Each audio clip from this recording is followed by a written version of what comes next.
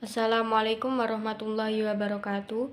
Nama saya Aisyah Medasari. Di sini saya akan menjelaskan tentang kehidupan sebagai ijaz Al-Quran. Yang pertama, memahami Al-Quran. Al-Quran adalah kumpulan ayat-ayat Allah yang tertulis sebagai sumber utama dalam ajaran Islam. Ia mempunyai banyak sifat, seperti sebagai bayan li'annas atau keterangan bagi manusia, hudan warohmah, petunjuk dan rahmat, dan juga furqon, pembeda antara benar dan salah. Keragaman sifat Al-Quran juga menunjukkan bahwa kandungannya mencakup berbagai aspek ajaran, pengetahuan, informasi, sejarah, etika, moral, kehidupan bermasyarakat, ihtibar, dan sebagainya. Dari memahami sejarah diturunkannya Al-Quran, setidaknya akan didapat 3 hal yang sangat penting, di antaranya 1. Petunjuk akidah dan kepercayaan yang harus dianut oleh setiap manusia. 2. Petunjuk mengenai makhluk yang murni. 3. Petunjuk mengenai syariat dan hukum. Ayat-ayat Al-Quran diturunkan dalam berbagai situasi dan kondisi. Ia memproses persoalan yang muncul di tengah-tengah masyarakat, terutama masyarakat Arab. Saat turunnya Al-Quran tersebut tentunya membawa dampak, diantaranya memberikan solusi, pandangan, dan penilaian terhadap berbagai persoalan, baik positif maupun negatif. 2. Pengertian dan keilmiahan mukjizat. Mukjizat berasal dari kata al-ijaz, yang artinya melemahkan atau mengalahkan. Menurut As-Suyuti, mukjizat dalam pemahaman syara adalah kejadian yang melampaui batas kebiasaan, didahului oleh tantangan tanpa ada tandingan. Sementara Ibnu Khaldun mendefinisikan mukjizat dengan perbuatan-perbuatan yang tidak mampu ditiru oleh manusia. Muhammad Kamil Abdus Samad menerangkan bahwa mukjizat ada yang bersifat material yang bisa dicerna panca indera, namun melawan hukum alam yang ada, dan ada juga mukjizat yang bersifat rasional.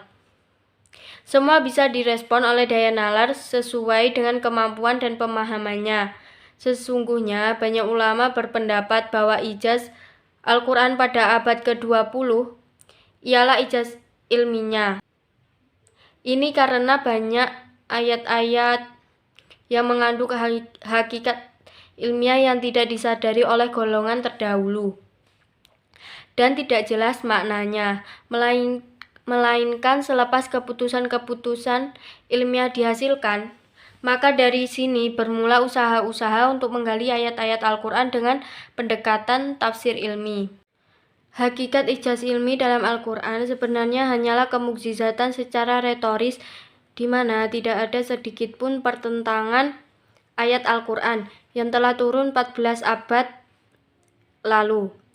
Dengan berbagai penemuan sains kontemporer, bahkan sebagian telah pula dinyatakan Al-Quran secara global.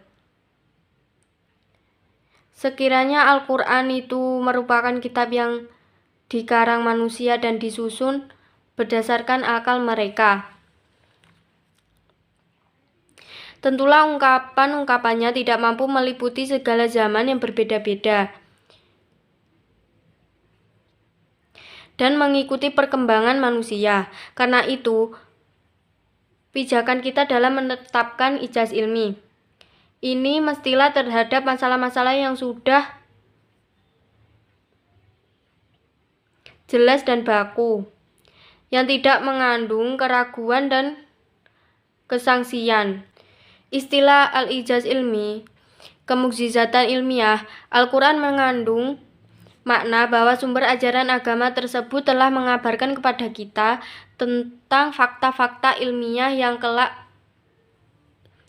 ditemukan dan dibuktikan oleh eksperimen sains umat manusia, dan terbukti tidak dapat dicapai atau diketahui dengan sarana kehidupan yang ada pada zaman Rasulullah SAW. Dapat diambil pemaknaan bahwa hubungan antara tanda-tanda kebenaran di dalam Al-Quran dan alam raya dipadukan melalui mukjizat Al-Quran, atau yang lebih dahulu daripada temuan ilmiah. Dengan mukjizat alam raya yang menggambarkan kekuasaan Tuhan, masing-masing mengakui dan membenarkan mukjizat yang lain, agar kedua menjadi pelajaran bagi setiap orang yang mempunyai akal dan hati bersih, atau orang yang mau mendengar. Beberapa dalil kuat telah membuktikan bahwa Al-Quran tidak mungkin datang kecuali dari Allah.